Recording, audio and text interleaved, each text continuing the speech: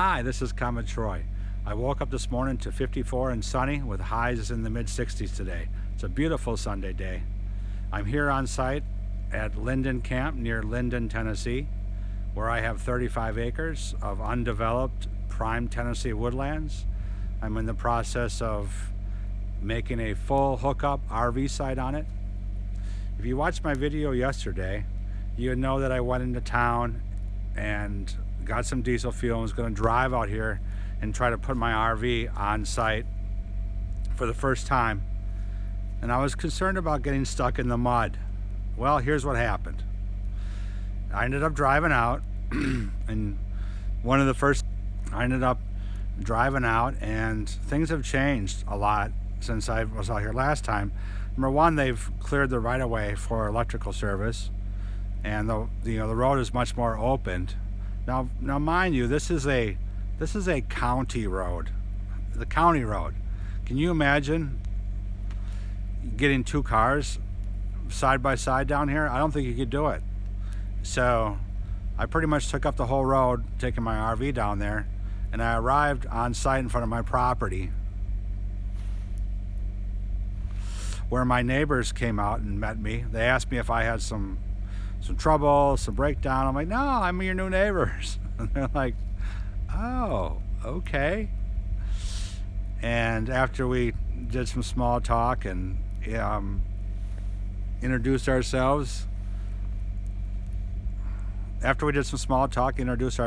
I explained my plan is that I wanted to park the RV at the end of the driveway.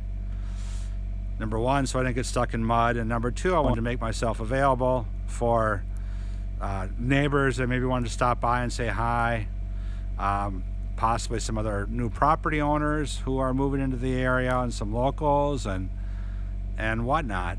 And they looked at me funny and they said, I wouldn't do that if I were you. I'm like, huh? You're like, a rig like that, you're gonna attract the wrong kind of locals coming by here. I'd move in a little bit further if I was you.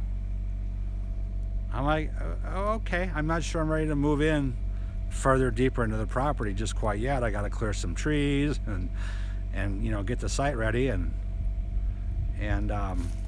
so I said I'm probably going to stay at the end of the driveway for a little while, for a few days while I get my campsite ready. So I unhooked the truck and launched my drone, and I started backing into the driveway and almost backed into a tree, as you can see there. I got on, had to take just a look to make sure everything was clear, and realized I wasn't coming in quite right. And then about the same time, a pickup truck comes over the top of the hill. Now, that's one thing that's different down here is I haven't seen any passenger cars. It's all pickup trucks, jacked up pickup trucks, four-wheel drive loud pickup trucks. You know what I'm talking about. So I'm kidding about that, but there are a lot of trucks down here. So I got backed in and I started kind of analyzing the situation, and I started thinking about what my neighbors had said, and I'm like, well, they got 4 dogs too that they have in a pen by the road, that if someone farts over here, they're going crazy and spastic over there. So maybe, just maybe, they really just want me to get out of their face a little bit and get off the road. So I'm like, you know what? I don't care. It's probably a little bit from column A into column B. I'm going to go ahead and, back in anyway. Now, I don't know if you've ever been to Tennessee and the Tennessee mud, but it's and you'll know what I'm talking about. But the mud down here, I swear, it's like half glue, half dirt with a sprinkle of water in it. I mean, that stuff sticks to your feet and sticks to everything without it, coming out. And here's the mud puddles that I'm typically used to seeing out here.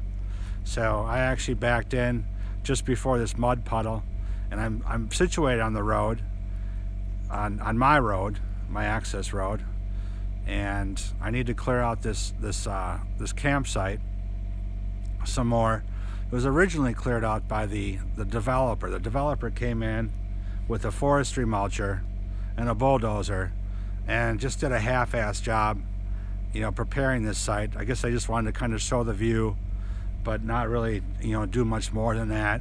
And once they chopped a few, you know, bulldozed a few trees down, you know, they called it a day and moved on.